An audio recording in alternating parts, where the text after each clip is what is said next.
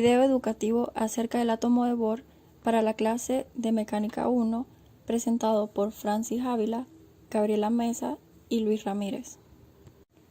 Como objetivos del video educativo tenemos explicar a detalle el tema propuesto, que es el átomo de Bohr, brindando información acerca de su historia y aplicaciones de sus postulados en temas de interés en la física.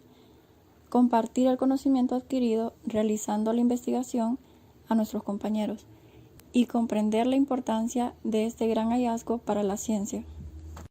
Daremos inicio a la presentación del tema modelo atómico de Bohr, contando un poco de su historia, la cual nos dice que surge a partir de las evidencias experimentales acumuladas en la última parte del siglo XIX. El descubrimiento del electrón y la medición de su relación carga entre masa por parte del físico inglés Thomson, el cual en 1897 constituyó una evidencia directa en favor de una teoría microscópica y reveló que la mayor parte de la masa de un átomo debería estar relacionada con las cargas positivas. Partiendo del electromagnetismo clásico, los electrones deberían estar acelerados por una presencia de un núcleo masivo. La materia debería colapsar y los átomos deberían de irradiar energía de manera proporcional al cuadrado de la aceleración. Debido a que esto en la realidad no ocurre, se concluyó que los átomos deben estar en algún tipo de estado estacionario, desde donde no podrían emitir radiación. Ahora presentaremos algunos antecesores al modelo atómico de Bohr. Como primer punto tenemos el modelo atómico de Thomson. Este fue creado en 1904 y a partir de sus descubrimientos tiene las siguientes características. La primera es que un átomo se asemeja a una esfera con materia de carga positiva y negativa dentro de la esfera. La segunda es que la carga positiva y negativa son igual en magnitud, por lo que un átomo en conjunto es eléctricamente neutro. Y la tercera es que para que un átomo tenga carga neutra, los electrones deben estar inmersos en una sustancia con carga negativa. Este modelo fue descartado en 1909 debido al experimento de la lámina de oro realizado por Ernest Rutherford. Ahora presentamos al modelo atómico de Rutherford, el que en 1909, a partir del experimento de lámina de oro que consistía en hacer incidir un haz de partículas alfa a través de una lámina de oro. Mediante ese experimento se comprobó que la distribución de cargas positivas en la materia debería estar concentrada espacialmente debido a su dispersión a grandes ángulos y no de manera uniforme como lo describía el modelo atómico de Thomson. Las características del modelo de Rutherford son las siguientes. La primera es que el átomo consiste de un núcleo central cargado positivamente. La segunda es que la masa del átomo está concentrada en su núcleo. Y por último, que los electrones se mueven en distintas órbitas alrededor del núcleo. El trabajo experimental sobre espectros de líneas también sirvió para impulsar el surgimiento del modelo atómico de Bohr. La mayoría de las fuentes comunes de radiación producen radiación en un amplio intervalo de longitudes de onda. Un error se produce cuando la radiación de estas fuentes se separa en sus diferentes componentes de longitud de onda.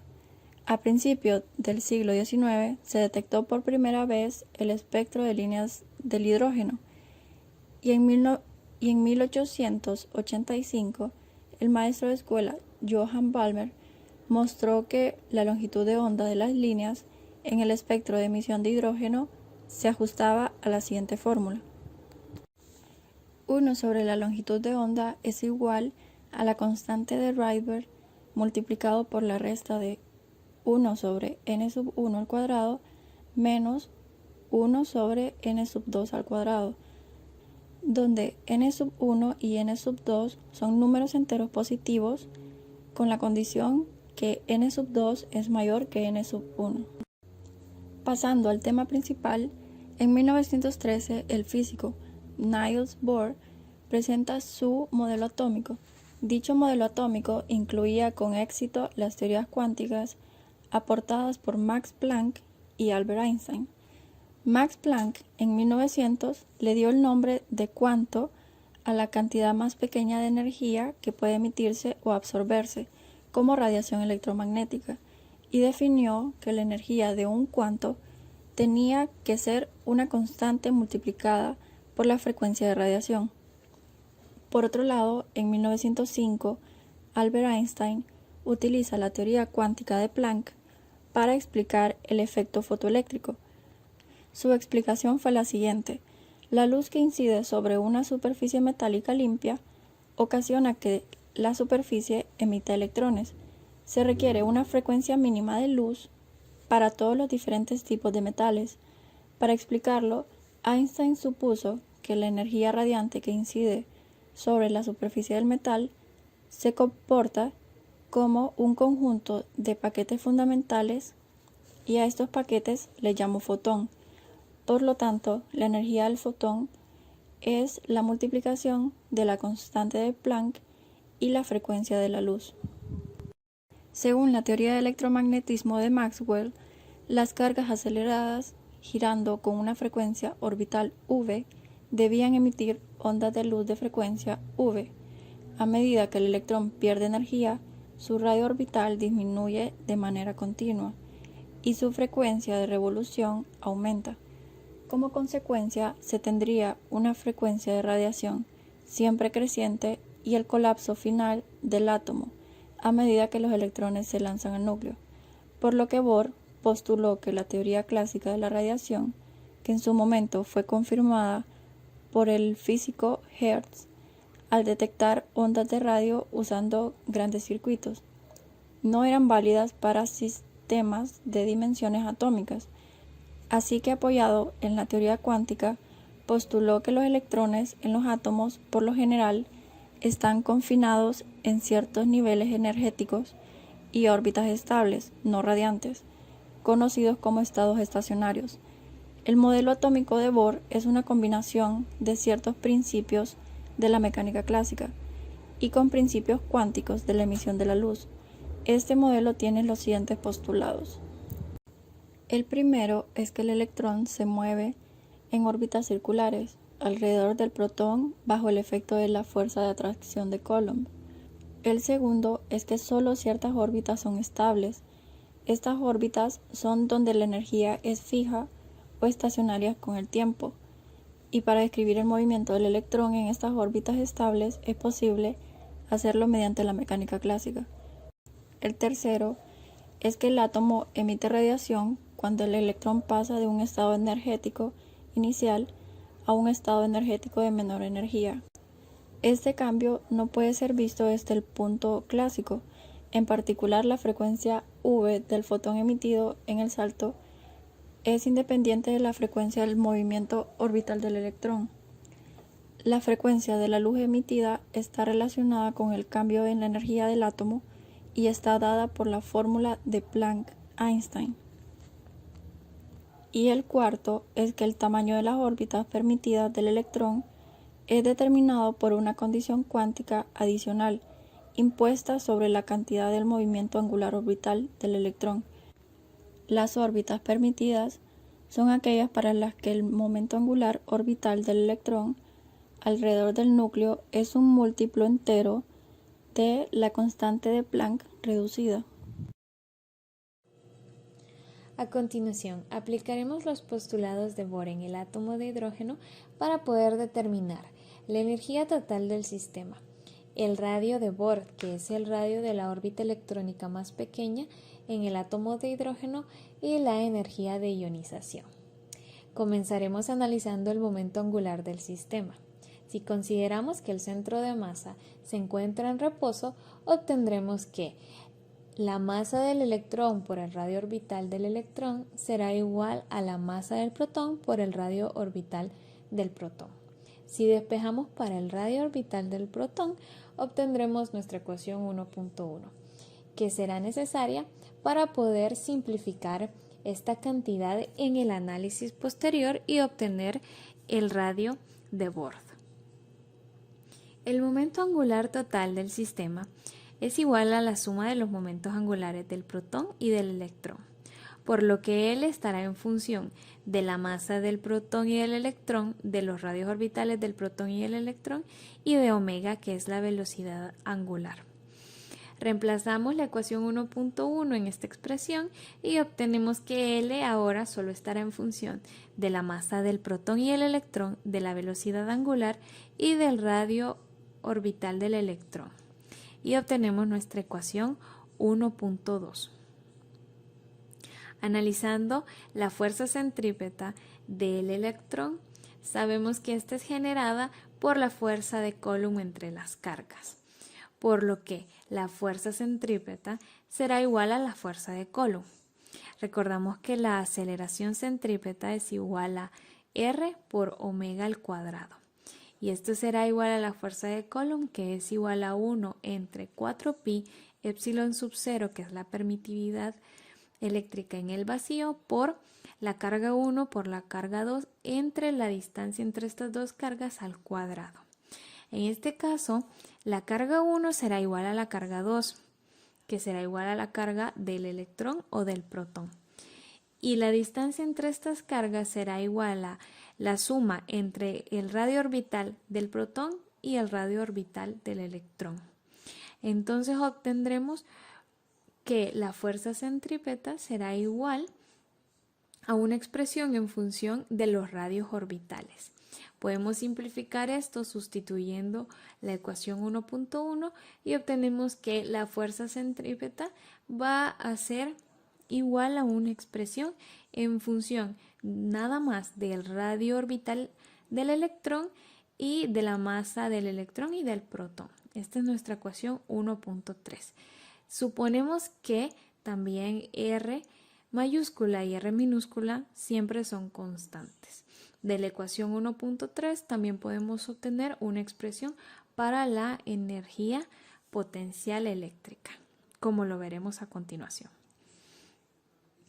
La energía total del sistema es igual a la energía cinética del protón y del electrón y la energía potencial eléctrica entre las cargas. La energía potencial eléctrica entre las cargas, pues la obtenemos en parte de la ecuación 1.3. La energía cinética, recordamos que es un medio por la masa por la velocidad tangencial al cuadrado. Pero la velocidad tangencial al cuadrado va a ser igual a R al cuadrado por omega al cuadrado. Entonces tenemos la energía total del sistema en función de tanto el radio orbital del electrón como el radio orbital del protón. Como estamos buscando dejar todo en términos del radio orbital del electrón, pues volvemos a utilizar la ecuación 1.1 y obtenemos la ecuación 1.4, que es una versión más simplificada de la energía total del sistema, que está solo en función del radio orbital del electrón, las masas del protón y el electrón, y omega, que es la velocidad angular. Ahora, relacionamos, ¿verdad? A partir de la ecuación 1.3, que podemos escribir la energía potencial en términos de la frecuencia angular y del radio de la órbita del electrón.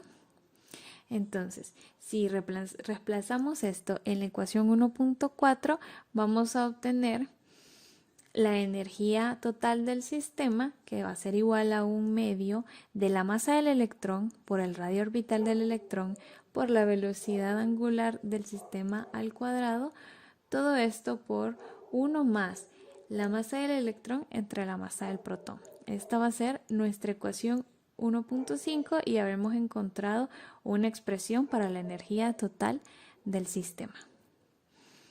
A partir de esto, pues consideraremos lo que nos dice uno de los postulados de Bohr, que el momento angular será igual a un n por la constante de Planck reducida. También relacionaremos esto con nuestras ecuaciones pasadas, la ecuación 1.4, y obtenemos la ecuación 1.6.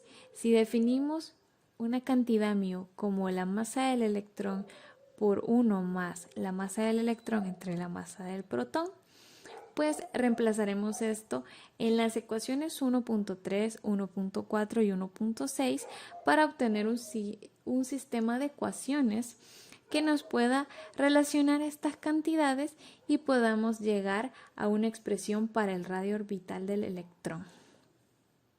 A partir de este sistema de ecuaciones podemos encontrar la expresión del radio.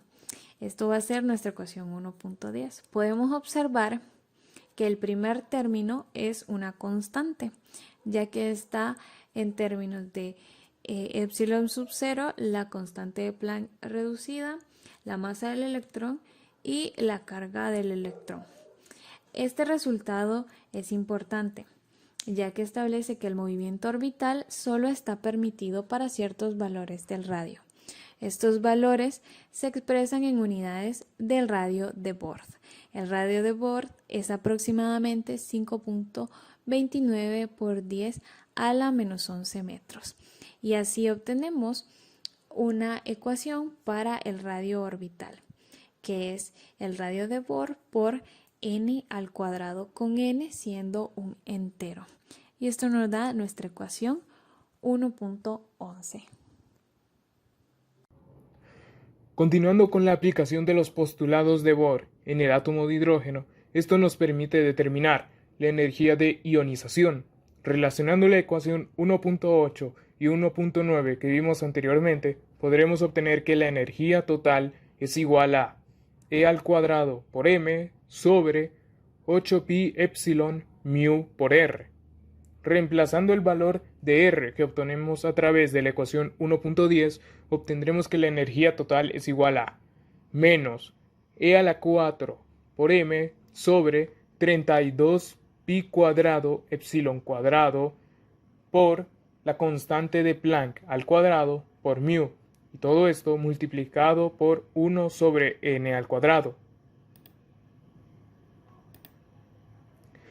Para una transición entre dos estados N1 y N2 y aplicando la ecuación que dice que la energía inicial menos la energía final es igual a la constante de Planck multiplicada por la frecuencia de la luz, obtendremos que dicho resultado es H por B igual a E al cuadrado por M sobre 32 pi cuadrado epsilon sub 0 al cuadrado por h cuadrado por mu por 1 sobre n sub 2 al cuadrado, que representa la energía inicial, menos 1 sobre n sub 1 al cuadrado, que representa la energía final. Es decir, estos sus respectivos valores de n en el momento en el que se encuentran en ese valor de energía.